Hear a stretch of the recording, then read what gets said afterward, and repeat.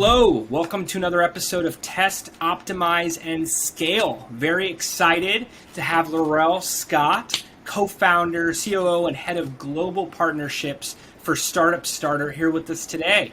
Laurel, how you doing? Man, doing good. How are you? Doing good. I imagine you are slammed at the moment. Don't want to jump ahead, but with the excitement around Equity Crowdfunding Week, you guys are putting this all together. Yeah, man, it's sleepless nights, right? In my role, just putting it all together, you're handling scheduling, you're handling flights, you're handling finance, you're handling all of it for this conference. And there's no stone that I'm trying to leave unturned and just align everyone. We have over 138 people on this, so. Wow. And so those are 138 people that you're coordinating, whether they're speakers or some type of partner. Yeah, coordinating speakers, coordinating marketing, coordinating PR, coordinating production, coordinating everything with all teams that are involved from each individual company that's involved. Wow. And more things emerge last minute, right? Day of, different changes. Yeah, we learned a lot from our previous experience of doing a industry conference earlier this year. We did No Code Week. It was actually a 2-week conference versus a 1-week conference with all the major no-code brands, tools, influencers in the space. So, we learned a lot from that and bringing it to Equity Crowdfunding Week. Absolutely. Well, I know we're looking forward to it. Want to take a step further back, though. Want to ask you some questions about StartupStarter. But first, yourself. Would love to familiarize the audience with more about Laurel, your background, your history, everything you did before this. Yeah, for me, where do I start? I've done so much in my career, whether it is as a founder, an entrepreneur, or even corporate America. I went off right to college from high school, did multiple years in college, and decided that college wasn't for me. And I found myself in sales, and really in a sales environment where I got to learn really cool products, really cool tools. But I've always had this mind of being an entrepreneur. So a lot of people may not know about me. What you might see here in the background is I initially started my entrepreneurial journey as an interior designer and launched my own interior design firm years ago. I didn't really know much about raising capital and money and all these different things you can do and pre-seed and seed and all those different things until I moved to LA and I really got to experience the tech community and networking and going out and meeting new people. I really got to expand on that. And so that led me to leaving corporate America and becoming the co-founder, like you said, and COO of StartupStarter. So there's so many different things that have transpired in becoming this entrepreneur I am. Absolutely. So focusing on some passions, working in corporate America, seeing all different sides of the table, and then you partner in StartupStarter and you say, yes, this is where I want to focus. I want to work with entrepreneurs. But where did all of that begin? How did you guys, leave the gate? Man, it came from the idea of connecting people, right?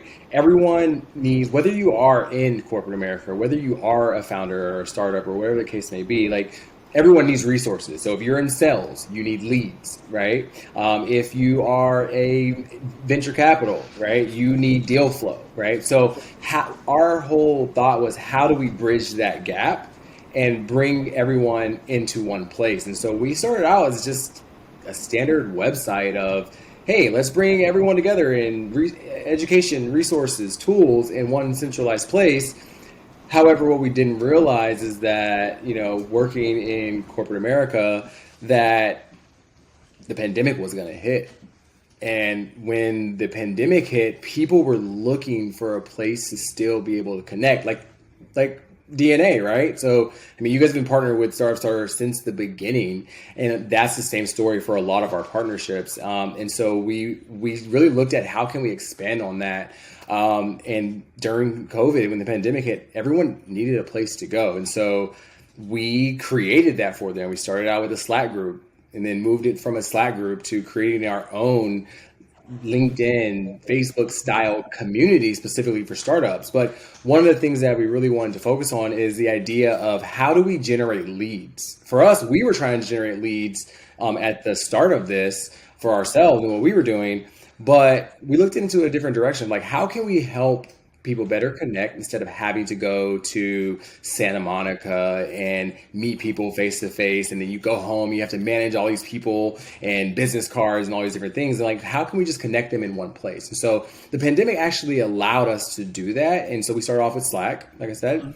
And it just grew from there. And during that time, we did really cool like webinars around business education through the partnerships that I already had. So before we even launched, we had the conversation with these partners, like, hey, like, what do you think about this idea of bringing everyone together to be able to provide resources and the tools for everyone? And everyone immediately loved it. They said, yeah, like, how can we do this? And so we did pitch competitions, we did VC panels, we did everything that you could think of that would happen in the tech world, we did. But what we realized is that entrepreneurship and startup is not the only span of business, and there was so much more out there. So like, you know, I know me and you had a conversation about your family being in coffee. So like, someone with a coffee shop needs to understand business more, right? And so we want to be able to provide next level for them, you know, what they needed to go do to launch their company or launch this product. And that just transformed into so many other things since we launched the company, to a place where we wanted to really create a foundation of a centralized hub, a centralized place for people to go to learn business education. And if you think about it, there's no place like that now. Yeah, you can go onto some of these websites and you can look at the followers and you can look at their videos and see how many people like the video, but you don't really know, am I getting the right information about that, right? And so that's where the whole idea and the mission and the vision of democratizing entrepreneurship came for StartupStarter. I mean, we are taking this to the next level of business education for the digital age. And what that means for us is affordable, cinematic, and precise video content taught by the leading industry technology companies, and building that at scale, right? So how can we get that to retail? So if you are a dropout of high school, right? Someone who dropped out of college like myself, if you are a kid who goes to his dad and says, hey, I want to start a company, like, where are you going to send that kid, right? There's no centralized place in the world to really do that. And so we took that approach and said, hey, we want business education to be for everyone, no matter what your demographic is, no matter what you look like, and be able to expand the ability for someone to build their own dream, their own future on their own, right? You can go to college, but does it really teach you, unless you're trying to be a doctor, or you're like, you know, those ones that you really need to help save somebody's life, right? Does it really teach you what you need to learn in business to be able to create that American dream for you? And ideally, it doesn't. It teaches you how to work for one of these major companies to help them build their dream and not your own. So, absolutely. I remember hearing that you'd have 7 job changes in your life, and 5 out of 7 of those jobs don't exist yet. Yeah. Yet they're still teaching you. And I just love what you guys are building. I've been part of cohorts in Santa Monica and done the face-to-face thing. Yeah. I'm a fan of it. I've gotten a lot of value, but what you're building is beyond that. What you're saying is you're looking for people to connect, have resources, and democratize those opportunities. So whether someone went to school or not, whether someone has relationships or, you know, a family background connection to these different utilities or not, there's an affordable option. It's cinematic. And it's all based on video. Video is commonly the most effective way of teaching. You could have subtitles there, other documents. I've seen the caliber. Yeah. I think everyone's commented this week on how strong the equity crowdfunding trailer for the conference is. I mean, it's impressive. So to have the education take place on a platform like that, from leaders at scale. I could see it being game changing, and I've seen it happen firsthand. Like you said, we've done things together for some time now, watching No Code Week, watching everything evolve with Equity Crowdfunding Week, and I think everyone in the industry is, partnered or attending or doing something at this point. You guys really bring that all to life. Yeah, I mean, we actually were like, I wouldn't say necessarily shocked, because we knew that the industry had something in it, right? And that was kind of like when we brainstormed with our team and like, hey, like, what are we going to do next in terms of the industry, and being able to create really great partnerships, and also, again, still the whole idea of connecting people in one place, right? And even with Equity Crowdfunding Week, we're connecting the industry, right? What started out for us was like, hey, a simple conference, like, hey, like, how can we like do another cool conference like No Code Week, and like, how can we make it even better? But started out as a simple event turned into something very amazing that the equity crowdfunding industry has not seen in almost a decade, right? Of bringing everyone together, not only the dealers, brokers, the individuals who operate in the Reg CF space or the Reg A Plus space, like bringing everyone together, right? So whether you are the retail investor, you are the startup that wants to launch as an issuer, or if you are even the institutional investor, like there's a place for you to come see what's happening in the industry. And our whole idea was, how can we make Equity Crowdfunding Week go viral? And so that we can provide more elevated education around what this industry has available to it, right? And what's really cool is like we did a lot of testing, right, of our own product, and like, what do people actually want? And for us, we had to take a lot of those same places that other founders go through, and like long nights, man. Like, I mean, putting this together has been super long nights, but like just long nights of like brainstorming, and like, you can't really see behind me, but like glass window, marker on the window, like all that stuff that you would see, like building a company out of your garage. That's what's happening here. I mean, I have my co-founder working right now, right? As we're having this chat, this is, thanks to COVID, this is our office. So it made us realize doing No Code Week that people loved our content. So we said, okay, well, let's move into the next place. And so now we are launching our very own on-demand streaming platform, specifically designed for business education, so you can have that centralized hub of where you're going to go when you need to learn about business. So yeah, really cool and excited about, I'm sure we'll dive in a little bit more questions around equity crowdfunding here in a minute. Yeah, absolutely. I know for us, we kind of fell into equity crowdfunding. Mm-hmm. Like you, we were focused on entrepreneurship, launch campaigns. My background before this was working with top 100 advertisers at a mobile ad network. And for me, it's far more exciting. It's more rewarding. The pressure is there. We'll often be presented with the marketing budget.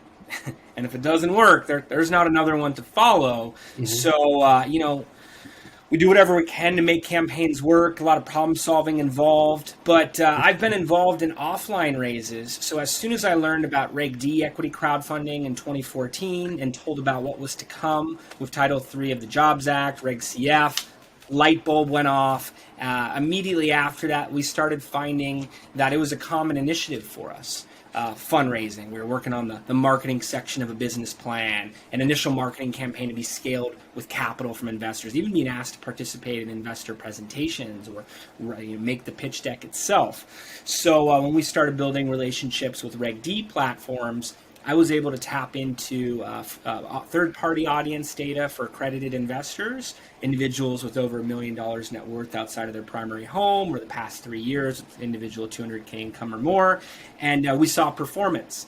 We then built some more relationships, had ads running day one of May 2016 when Title III of the Jobs Act went into effect. And at that point, there were some investors, but a lot of the campaigns were around awareness. Somewhere around 2019, we saw that turn completely upside down, where suddenly WeFunder, Start Engine, these portals were boasting, hundreds of thousands of investors. Some of them are even past that at this point, and Right. campaigns are that much more effective. We were unsure what was going to happen during the pandemic. I think everyone was pleased to see that more retail investors had entered the space. Campaigns were becoming even more successful and in a quicker window of time when you look at industry averages across the entire thing. So similar to StartupStarter, we emerged to support entrepreneurs and found that equity crowdfunding was a great way to bring on, in many cases, user owners to invest in these deals, future customers, ambassadors, and it's just been this very powerful vehicle for us ever since. So that's always stood out to me on how our roads, crossed and the similarities. Yeah, I mean, for us, we really seen a need for education. We saw that, right? Education around equity crowdfunding and business, businesses, a lot of them don't have, the access to the capital, right? So a lot of people think they have that access, which is exactly why like we created Equity Crowdfunding Week so that we can elevate the idea of understanding how and where you can get this additional capital and how you can do it even faster than normal, traditional ways of raising. I mean, so many startups and small business owners, they struggle in this space of finding like the right type of funding, the right type of resources, and the right way to scale or expand. So, I mean, that's why StartupStarter now exists, and we want to be the bridge that startups use to help, grow and educate themselves and to the next phase of their business. Absolutely. And I can tell you firsthand, I'm part of calls every day. I think we are sharing call logs with each other this afternoon. But I think every I won day, that one, right? Did I win? you won. I had 13 Hands calls. down. And I have not hung up the phone today, so I was impressed. But yes, I'm explaining to people from an educational standpoint what equity crowdfunding is every day.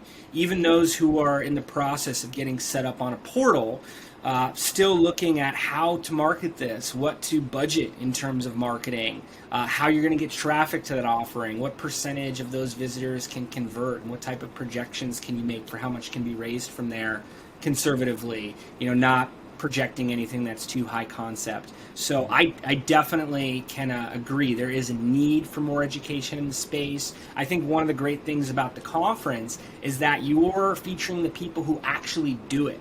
I know I'll be part of the founder panel, and that's taking founders from some of the top equity crowdfunding campaigns and sharing Yeah. their exact roadmap, sharing groups like the Dalmore Group or Core Connects or any of these other groups that empower the founders as well, sharing consistencies that they see in the most successful campaigns. It's not just textbook, hey, this is what Reg CF is. No, this is exactly what you can do for a successful campaign. We've done it time and time again. I'm most excited about those discussions. Yeah, me as well. I'm interested. I mean, the understanding of equity crowdfunding. I'm gonna be honest with you. Like putting this together and how it spread like wildfire. One call led to another call. One call from there led to another one. Like it spread so quickly like wildfire, and we didn't realize what was happening until it literally exploded. FOMO started happening, and it's like, wow, we actually put something really amazing together, and like we've been coming up with different ways of how we're going to even further that. I mean, but there's so many conversations that are going to happen. There are conversations that need to happen in general around equity crowdfunding and around diversity, around these different aspects that have been very big missing links and missing pieces to just the overall idea of equity, the whole idea of capital, all of these different things, whether it is in different communities, right? And like this entire conference tells a story. It's just a story about StartupStarter. It's not just a story about one company or a dealer broker. This is an entire story about the entire industry of equity crowdfunding. And the way that we set this conference up is to tell that story. It goes from talking about the Jobs Act, inequities in raising capital, right? In addition to like minorities being able to raise capital, like we're minority founders ourselves. And so like we know that other founders and other entrepreneurs, other business owners have some of the same questions we might have, some of the same fears we have. have some of the very own I don't know what I don't know type of energy within creating their idea or their company. And so we really want this to be like the flagship opportunity for people to come and not learn about StartupStarter, but learn about the entire industry and how it's transforming. There's a lot of money going into this industry, and again, like wildfire, it's spreading everywhere, from companies being able to raise from the people who believe in them and believe in the product that they're building, versus having to really convince one person, right, to write you a check. That's probably a lot of people's biggest fear. Like, how can I really get money if I got to count on one person to write me a big check to get my company next level? Now you have another opportunity. Absolutely. And there's pluses and minuses to both. I have talked about that with many of the portals. It's not to say one road is the only way to do it, but there's many advantages to equity crowdfunding these days. We're working with groups on their third, even their fourth round with us, and exceeding 8 figures in capital across those rounds of an equity crowdfunding. And they're able to tap back into that audience again and again for at least promotion, if not secondary multiple investments at that. We're able to use that audience and push towards their marketing milestones after the raise. Well, even if it's B2B, we'll see strategic partnerships brought to the table from people who've participated. I think the fears, I think the questions are very valid. There are inherent obstacles with fundraising. Not every company that goes out there to raise will hit its goal. You can see that in the equity crowdfunding stats. You could also see that, in the whole entrepreneurship community as a whole. Furthermore, there are variables with marketing. Marketing campaigns are not successful 100% of the time, and that's being optimistic. You combine those together, you really want to bring as many resources as you can to the table. Like you said, ask questions, speak to founders, speak to broker-dealers, speak to agencies, speak to portals, advisors, CPAs, everyone involved. Don't sell yourself short. Don't sell your brand short. Have your brand out there and giving it all of the opportunities it can to succeed, or at least show a strong return, at least have a productive raise. That's again why I'm such a fan of the content, such a fan of the educational approach.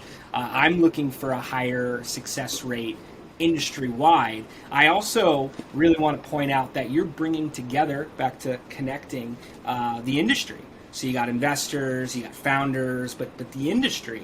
I'm projecting massive expansion 3 years, 5 years, 10 years out, but some obstacles along with that. And I think if we can, collaboratively approach those obstacles, we'll all be in a better place, all sides of the table that I just mentioned. So that's one of the things that I'm very enthusiastic about that you're doing. Yeah, I mean, honestly, if you think about it, there are a lot of mistakes and obstacles that you go through, regardless of what you're doing, in any aspect. So, like, for instance, when you are setting up a campaign, right, there are a lot of different things that you have to think about, and that could become either a mistake or an obstacle if you don't do it right. How do you actually set up and execute an effective campaign, right? There's so many things that you have to consider within that, right? So you're considering the messaging that you're putting out there, the brand that you're putting out there, like how is the marketing and how is the public relations component going to work, and how are you going to create partnerships within that, which is like my thing I like to do anyway. And then how are you going to source? How are you going to source? How are you going to vet the investors? How are you going to vet the people that you're bringing into your company? Like, how are you going to pay enough attention to detail that it makes sense for people to want to say, oh, like, this is interesting, right? And I think that the more that you learn about the equity crowdfunding industry, the more you'll be able to execute on these things. And I think, like, for us, like, putting that into perspective, like even when launching our streaming platform, we want to be able to teach you equity crowdfunding. We want to be able to have courses and lessons that say, hey, this is how you start, and be able to bring people to the table like yourself, right? Who on Equity Crowdfunding Week will be teaching a workshop on how to effectively market your campaign. We want people to understand that, and that's a big piece of StartupStarter. And like, you'll learn that through this. I mean, what we're providing is a resource of education, again, like that's the main topic and main journey that we're on. And there's so many moving parts that you have to fit together to make it cohesive. And great ideas take a lot of and significant strategy and a lot of time and effort behind putting it together.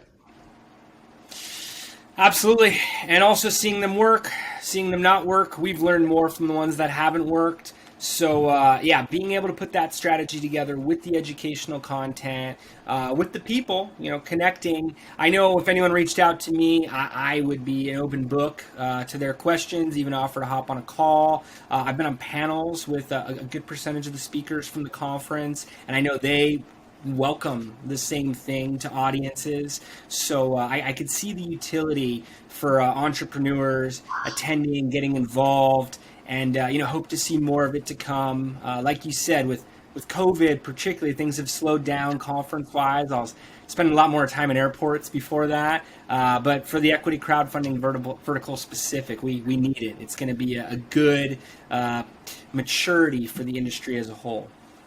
Yeah, I mean, think about it. Think about it like this. I mean, equity crowdfunding and getting more people familiarized with it allows smaller people to build wealth and financial prosperity, right? It makes it the idea of that wealth and the idea of having a successful company and bringing something pre IPO, right, and making it accessible and at reach to everyone, is moving in. The industry is moving in the right direction, but I mean, there are still a lot of hurdles to overcome, right? And I think that when we familiarize more people about it, I mean, I've had conversations and I've had friends who are not familiar with what this is at all, and I'm finding myself educating them, and they're just like, "Wow, like okay, like this is interesting. This is something that I should read up on. I should learn." And I'm just like, "Well, come to the conference. You're going to learn from like the industry professionals of it all."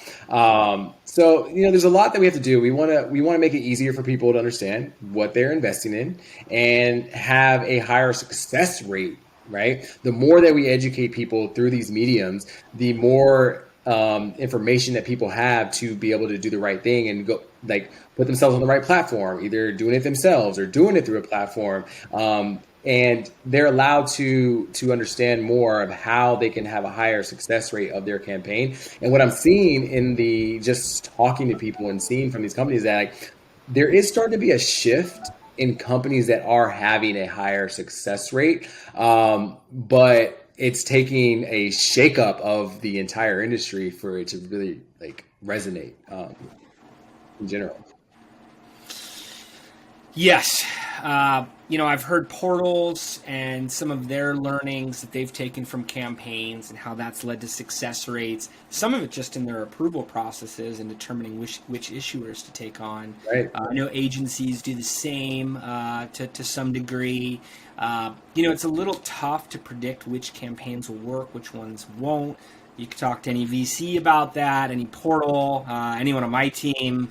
There's been times we thought campaigns would be a slam dunk right away and had marginal success at first. We had to really get creative and implement new tactics to get them to their goals. We had other campaigns that were questionable and set records. So, it's tough to determine right out of the gate. But yes, being able to have replicatable formulas, tap into very interested audiences for these type of offerings. I think all of it's going to lead to a greater success rate and just more education, more awareness overall. It should really feel like a democratized opportunity to get involved with a potential unicorn early. Yes, you want to have your portfolio balanced, so you're not expecting a return, let alone that level of return from every organization. But hearing some of the stories from groups like Angels and Entrepreneurs, where they talk about companies that did 1,000 plus X, that doesn't happen in the private and public markets in as many scenarios. The access to these deals have historically not been available. So on the investor side, there is really a lot to look at, and it's becoming the type of concept where, in the past it was thought, hey, if a deal can't get funded offline, they go to equity crowdfunding. now I see founders preferring what they're setting up, not having to negotiate preferred terms with different angels, having thousands of investors to complete the deal, and thousands of voices thereafter that they're able to tap into. But again, all because of this new movement. I mean, I think if you think about it, I mean, so many years, so many decades have gone by where we have this whole idea of if you can get your company invested in, or you can invest in a company if you are an institutional investor, you have all this money, you can do it. And I think that a big piece of equity crowdfunding is not only on the side of an issuer or a startup or an entrepreneur wanting to come into this, but it's also on the side of just the retail investor, right? Like educating those people that do not know, like, hey, like invest in a company pre-IPO instead of waiting for that company to be public to be able to invest in them at higher cost, right? And I think that again, it goes back to all about educating the industry, educating people, educating the market that there is something else out there. And like you said, the Jobs Act is a big part of doing that, right? It's democratizing the private markets, right? Is a big term that a lot of people are hearing these days. And I think COVID, um, riots, protests, racism. I think a lot of those things have brought this to the forefront, and like it strikes home for me. It also strikes home for my co-founder and CEO. Like minorities play a big role in everything that's happening, but I think that a lot of times minorities are also overlooked more often than not, because there's this whole idea of like you also have the institutional investors investing in like the certain type of founder or what they look like. But I think there's so much money now driven into is like investing in minority backed companies is a huge thing. And I think like industries across the board are pushing the narratives and roles about diversity and inclusion, right? But the reality is like D&I means nothing if it doesn't, also include equity, right? And so I say that to bring it back to the idea of having equity in different businesses, right? So there's a huge play around real estate, right? And in the real estate market, and it's being able to own a piece of your own city. There's different platforms, different companies out there that are raising their equity crowdfunding, those different things. But like the value for someone that looks like me, or someone who is a minority, or someone who, whether they are black, white, or the other, right, is the whole idea of you get value by having a seat at the table. Um, but it really needs to be in a place where those underrepresented voices are being heard. Investing and providing equity for startups and business, that share and that experience provides ownership to people in general. Equity crowdfunding is making that clear, and it's progressive, right? The whole landscape, the overall landscape of business is relative when you think about it into the actual world value of where we're going as we continue to press on through this journey. Absolutely. Progressive, disruptive, breaking down past models that didn't serve Yeah, everybody.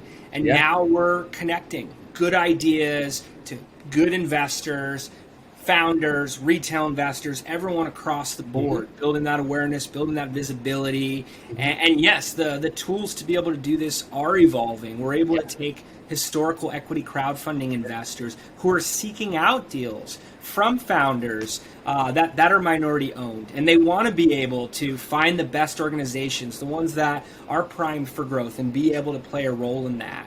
We're seeing a lot of retail investors say they're participating for the experience. They see the founders, they believe in them, the company's new, it's different, and they want to be part of that growth. They want to be able to talk about it. They want to be part of the team. So I think everything you're saying, I know it resonates with me and reflecting the conversations that I have on a daily basis. I'm sure the attendees and everyone coming up at the conference, as well as the entrepreneurs you guys work with through StartupStarter, Yeah. has a similar mindset as well here too. And wanted to get into a few recommendations. The name of the show, Test, Optimize, Scale. Are there any insights from your experiences, everything you've experienced with Startup Starter, or consistent with the conversations that you have with founders in general, that you would really want to, put in a headline to founders listening in today? This could be towards starting their business. This could be towards pushing to the next levels, could be towards equity crowdfunding, or even just some findings from your path. Yeah, I mean, like I said, like as founders, we've gone through each phase, right? Of like when you look at testing out your product, like we function as a lean startup and taking that lean startup approach, right? And for us, what that means is when it comes to that lean startup approach, like there is no superior hierarchy with Startup Starter. There's no idea that's bigger than the other, right? So a lot of companies, even the corporation companies, and it's funny because you see a lot of turnover in the major corporations, because what we're realizing now, because there's so much more access to things and people have ideas, and now you have access to build that idea, you have the tech to build it, you have no code to build it, right?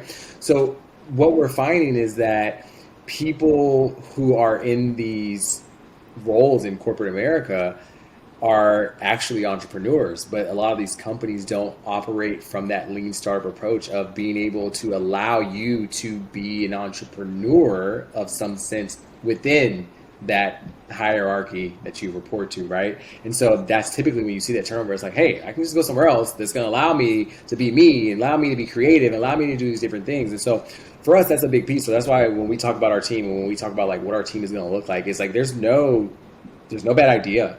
There's no person whose idea is higher. It's like, hey, let's all sit down at the table. Let's all put our ideas out on the table, and like we'll pick all the best ones together, right? And I think that's what more teams need to do. So that's some of the advice that I would give. Listening to your team, right? The more you listen to your team, the more that you also learn, right? One of the things we do, I mean, we read books, right? So our team reads. Yeah, here we go. It's a couple of good ones. Traction, Lean Startup, High Tech Startup. Like there's different things that we do as a team to help us better understand, like, because we're going to interpret things differently, but we are able to come to a common ground and say, okay, cool, here's the next step, right? And so when you have that laid out, another thing that I would say is continue to ask questions to everyone. One of the things that I do in partnerships and creating these partnerships for Startup Starter is I don't proceed to act like I know. If I don't know, I mean, I've had this experience with you. If I don't know, I'm going to ask. But by the time I ask you, and then you tell it back to me, and then we talk again, I'm going to know, right? And I think that when you are a founder, when you're a startup, if you're anyone who's doing business, like you want to ask the questions, and don't feel like, oh, I'm asking a dumb question, or I should know this. No, like, because again, you don't know what you don't know until you know it, right? When it comes to like optimizing the business, like for us, like, man, like we ran so many tests to see what people liked. We've done the Twitter test. We've done, LinkedIn, Instagram tests. We've done all those different things to see like how are we going to move the needle to the next level. But it's also a matter of like asking your ideal customer, your customer persona of people, like what is it that they're looking for, and running tests directly to those people, asking those questions. And so we did a lot of that. We went through like our team and set up advisors and asking them questions on whether we should raise. And we thought about doing equity crowdfunding, right? We looked at like, should we raise an equity crowdfunding, or should we go the standard route? And so we've been back and forth. I mean, we are a completely bootstrapped company. We've been able to do very well in surviving through the pandemic, through everything. And now, I mean, we're in the position to where we are able to go to the next level and scale. And specifically, we're in that position for the fact that we did all those other things. We tested. We figured out how to optimize, then to optimize, right? And then now we're in a place where we know exactly what our product is. I mean, because we started out with our community. And we thought our community was going to be our product. Like, yeah, this is what people need. And it's a pandemic. And like, they need a community to connect because they're not connecting. Right. And then we moved into a place where like, okay, well, what else do they need? Right. They need resources. Cool. We came up and we tested out our marketplace and like seeing like people really are engaging with the marketplace. And we put $250,000 worth of deals in it. Right. And like, we thought, oh, wait, that's huge. Right. And then we started pushing out content. People were just like, yo, I like this content. Like people would come to it. People want to know more. They're like, how can I get involved? Or a company will say, how can I partner with you guys to create content? And that's when we decided like, hey, our next step, right, to scale, and scale in that retail space is to create a centralized hub for anyone who wants to start a business, to be able to start a business yesterday, today, in the future. Right. And then even our tools and the things that we're doing will expand for them so that they can learn more. But now I, as a founder, as a normal everyday person, my mom has a photo booth company. Right. It's like she can learn from what we're trying to put out there. Anyone in the world can learn in this centralized hub. And now not only can you learn in front of your computer at our launch, like learning in front of your computer, learning on your phone, or now there's so many TV apps, right? Our streaming platform will allow you to sit down on your couch, pull out a pen and paper or a notebook, and actually say, "Hey, I'm learning something," but it's cool, it's cinematic, it's 4K, right? So it's like it has that entire that value that they want to like keep their attention for, right? And us having a studio to use is over 120,000 square feet allows us to be able to do that and make this content and bring more great conferences to the industry. I mean, we have some really, outside of equity crowdfunding, we have some other really cool things planned for the industry and things that ideas that we're moving around, talking with some other big players in the industry about that is really going to help bring a face to what equity crowdfunding really is in 2021 and beyond. I bet. And what great insights there. Yeah. Asking questions, that's where it all happens, right? And Yeah. being able to absorb it, apply it to your model, test things out, then look at where you're getting the most traction. Audiences, like you said, you guys were able to see and kind of move towards what your audience was demanding. And at first you thought it would be just the audience, but then it's like, no, content, and let's really educate people. And then scale and to 120,000 square feet, which in LA is no easy feat, man. Yeah, again, partnerships, right? It's like create a partnership with the people that have what you need, and like we're able to do that. I mean, so it's a really cool experience, man. It's just like, I mean, if I could give one thing that I would tell people, right, it's worked so well for me. It worked well for me in my sales career in corporate America. It's worked. Always ask for an intro. Jason, how many times do I ask you for an intro? It's been a few. Right. So anyone should ask for an intro. The only thing that someone can do is say either no or they don't make the intro. And usually someone's like, yeah, I'll make an intro. I've met so many amazing people putting this equity crowdfunding week together that like it's overwhelming. So like, to be able to really have conversations with people who are actually engaged and just like, man, I really love what you're doing. Like, how can I be involved? And to actually getting people to have that involvement. But it all started with asking questions and being able to ask for an introduction. And they just started coming in. Ask for an intro. Yeah. I love it. Yeah. I love it. I know when I'm asked, I and you've asked for a lot of great ones, but just in general, I try to provide it. It's a currency, connecting people. Brian McMahon at Expert Dojo, who I know we at the conference, ran Pay It Forward Labs, a huge networking event. I think it was about 700 or more people once a month, and it's very big on connecting people as well. Out of the Dojo Accelerator in Santa Monica. But I've always looked at as that type of currency, as provide an introduction here, they provide an introduction there. Been part of a Forbes article talking about this as well too, and talking about how it was instrumental in DNA's growth, having different introduction partners, and being able to have that as a mutual thing and being able to set it up. But I've never heard it defined so bluntly yet so approachable. Ask for an intro. Yeah, I mean, and that's just, I mean, there's so many things you can learn in how when you're approaching different situations and talking to people and like just putting yourself in a room with people who you may not know or people who know more than you and just being able to listen and to like engage and like understand like yeah like how can I understand this better and then taking it back, right? So yeah, like I said, my biggest thing, ask somebody for an intro. Most times they'll give you an intro. And if they like what you're doing, they're going to introduce you to a lot of people. So yeah, it's been a wonderful experience, man. I'm overwhelmed with joy just to see like where we go next, what my life looks like in this aspect. I feel like I'm doing something good. I mean, like we'll come out with our own philanthropy, like um, ways that we'll move about, but it's a really cool place to see like what's happening here with equity crowdfunding, here with the whole idea of educating people in general around the world. So Absolutely. Absolutely.